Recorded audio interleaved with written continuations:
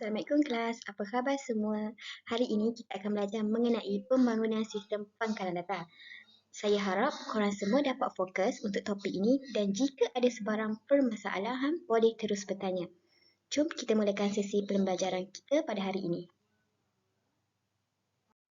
Untuk pembangunan sistem pangkalan data, kamu semua perlu tahu apa itu pangkalan data. Pangkalan data adalah di mana kita menyimpan rekod-rekod secara tersusun supaya data-data mudah diisi, dicari dan dikemaskini. Ia adalah menjadi komponen yang penting bagi sebuah sistem maklumat kerana terdapat banyak data yang perlu diuruskan dalam sistem maklumat. Pada waktu zaman sekarang ini, terdapat berbagai contoh sistem maklumat yang menggunakan pengkalan data seperti sistem pembankan atas talian, sistem penempahan tiket penerbangan, laman sosial, sistem peminjaman buku, perpustakaan dan sistem maklumat murid sekolah dan sistem markah peperiksaan. Pembangunan perisian boleh membina perisian sistem atau perisian aplikasi yang boleh berhubung dengan sistem pengkalan data seperti Microsoft Access, Microsoft SQL, MySQL, Oracle SQL dan sebagainya untuk membantu penghasilan pengkalan data. Dan antara muka untuk melihat atau menyuntik rekod pengkalan data. Antara muka adalah seperti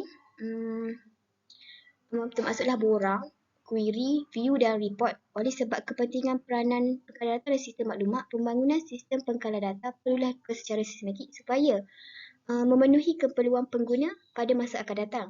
Oleh itu, di mana bila kita ingin membuat pembangunan sistem pengkalan data, kita memerlukan satu fasa ataupun perancangan yang khusus di mana kita menggunakan SDLC iaitu yang pertama adalah merancang, menganalisis, mereka bentuk, membina dan last sekali menyelenggara sistem pengkalan data. Sebelum kita pergi ke pembelajaran yang selanjutnya, kamu semua perlu tahu apa objektif ataupun isi kandungan pembelajaran pada hari ini iaitu di mana. Yang pertama, kita akan belajar pasal menghasilkan sebuah pengkalan data yang ternormal dan yang kedua adalah membangunkan sistem pengkalan data dengan antarmuka bergrafik di mana menggunakan perisian pembangunan sistem pengkalan data mengikut SDLC untuk menyelesaikan masalah. Untuk topik pembelajaran yang pertama iaitu menghasilkan sebuah pengkalan data yang ternormal di mana kita ada 4 cara iaitu yang pertama merancang dan menganalisis di mana merancang dan menganalisis ini kita merujuk kepada sumber persekitaran kita. Selidik keperluan pengguna, kena pasti objektif dan kegunaan, kena pasti data, borang dan laporan yang diperlukan dalam sistem. Dan yang kedua adalah di mana kita mereka bentuk konsep dengan menggunakan ERD. Di sini kita akan menganalisis entiti, attribute, hubungan dan kekardinalan. Mereka bentuk logika menggunakan skema hubungan. Diterjemahkan ERD kepada skema hubungan dan buat penormalan. Dan yang ketiga adalah di mana kita terjemahkan skema kepada jadual hubungan. Iaitu, pilih sistem pengurusan pengkalan data yang sesuai, kita bina pengkalan data yang sesuai berdasarkan skema hubungan.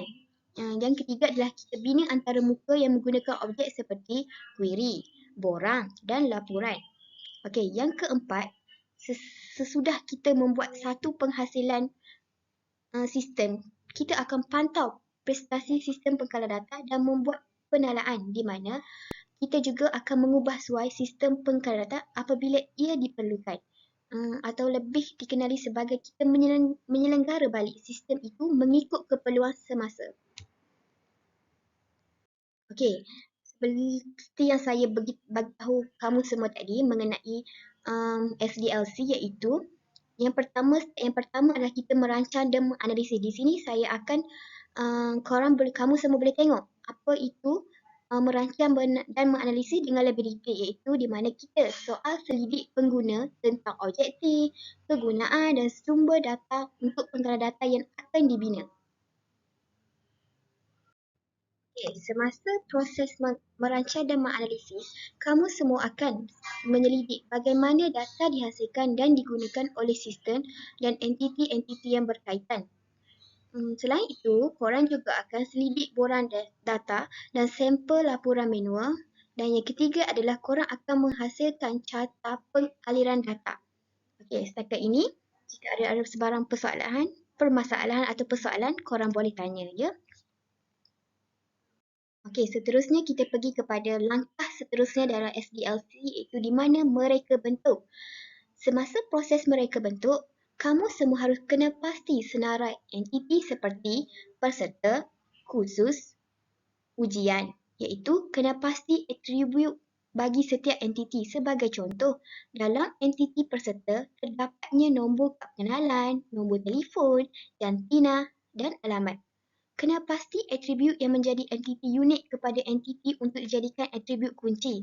Dan yang ketiga, untuk memudahkan reka bentuk konsep, korang perlu melukis ataupun lakar ERD dan buat analisis untuk memudahkan kerja korang dalam korang mereka bentuk satu pengkalan data, satu sistem pengkalan data. Okey, di slide ini saya sediakan jadual tidak ternormal versus jadual berstruktur di mana kamu semua boleh lihat perbezaan di antara dua jadual ini. Di sini saya lakarkan sebuah jadual yang boleh digunakan untuk menyimpan data-data dalam ERD. Uji jadual dengan mengutip data contoh dan tampilkan data-data yang dikumpul dalam jadual tersebut. Berikan nama jadual sebagai ujian. Dan jadual di bawah ialah jadual tidak ternormal ataupun dalam bentuk 0NF seperti gambar di sebelah kiri. Selepas itu, korang perlu menukar jadual 0NF kepada struktur 1NF. Ciri-ciri struktur 1NF iaitu setiap baris mengandungi data atomik. Maksudnya, dalam satu baris tidak dibenarkan satu atribut mengandungi lebih daripada satu data. Jadual mesti sekurang-kurangnya mempunyai satu atribut kunci. Okay? Itu untuk perbezaan di antara jadual tidak ternormal versus jadual berstruktur 1NF. Okey, kita pergi kepada pembelajaran kita yang kedua iaitu membangunkan sistem pengkala data dengan antara muka bergrafik menggunakan perisian pembangunan sistem pengkala data mengikut SDLC untuk menyelesaikan masalah. Di mana jadual-jadual berstruktur 3NF kini boleh dilaksanakan dalam sistem pengkala data. Kamu semua boleh menggunakan Microsoft Access untuk menghasilkan jadual berstruktur 3NF. So, untuk kita lihat lebih lanjut, kita akan pergi kepada slide seterusnya. Langkah-langkah untuk membangunkan sistem pengkala data antara muka grafik menggunakan menggunakan perisian SDLC dalam menyelesaikan masalah. Yang pertama adalah kamu semua harus bina pengkala data, dan yang kedua adalah bina jadual peserta, di mana semasa membina jadual peserta, korang perlu rujuk pada skema apa iaitu entiti yang pertama adalah peserta, kan? So, peserta perlu ada nama, nombor kad pengenalan, telefon, jantina dan alamat. Cipta jadual baru bernama peserta. Dari menu utama, pergi ke tab Create dan klik Table. Selepas itu, klik Save dan masukkan nama peserta. Tambahkan atribut dalam jadual. Pastikan jadual berada dalam Mood Design View dan korang tentukan di mana kunci primer, dan terakhir sekali tentukan properties bagi setiap atribut. Okey, langkah yang ketiga adalah kamu semua harus bina jadual ujian, di mana pada jadual ujian itu terdapatnya kod khusus, tarikh ujian, keputusan. Dan yang kedua adalah cipta jadual baru bernama ujian. Dari menu utama, pergi ke tab Create dan klik Table. Selepas itu, klik Save dan masukkan ujian sebagai nama jadual. Tambahkan atribut-atribut ke dalam jadual. Pastikan jadual berada dalam Mood Design View. Kamu harus tentukan kunci primer. Untuk menghasilkan kunci komposit, pilih kedua-dua atribut dan klik ikon kunci dalam tab Design menu utama. Kedua-dua atribut dapat dipilih serentak dengan menekan kunci Ctrl pada papan kekunci dan menggunakan ketikus untuk memilih kedua-dua baris atribut tersebut. Dan akhir sekali, korang akan tentukan properties bagi setiap atribut. Okey, langkah yang keempat dalam membangunkan sistem pengkala data dengan antara muka bergrafik menggunakan sistem SDLC dalam menyelesaikan masalah adalah korang perlu membina jadual khusus, di mana dalam jadual khusus terdapatnya kod khusus pengajar. Langkah yang seterusnya, korang perlu cipta jadual baru bernama khusus dari menu utama, pergi ke Create dan klik Table. Selepas itu, klik Save dan masukkan khusus sebagai nama jadual. Tambahkan atribut ke dalam jadual-jadual. Pastikan jadual berada dalam Mode Design View. Selepas itu, tentukan kunci primer, tentukan properties bagi setiap atribut. Okey, langkah yang seterusnya adalah iaitu yang terakhir, bina jadual pengajar khusus, di mana dalam jadual pengajar khusus terdapatnya nama pengajar dan alamat pengajar. Cipta jadual baru bernama pengajar khusus. Dari menu utama, pergi ke tab Create. Selepas itu, klik Save dan masukkan pengajar khusus sebagai nama. Tambahkan atribut ke dalam jadual-jadual. Pastikan jadual berada dalam Mode Design View. Tentukan kunci primer dan tentukan properties sebagai bagi setiap atribut. Okey. Setakat ni ada apa-apa persoalan ataupun pertanyaan yang boleh diajukan? Okey, so saya ulang kembali.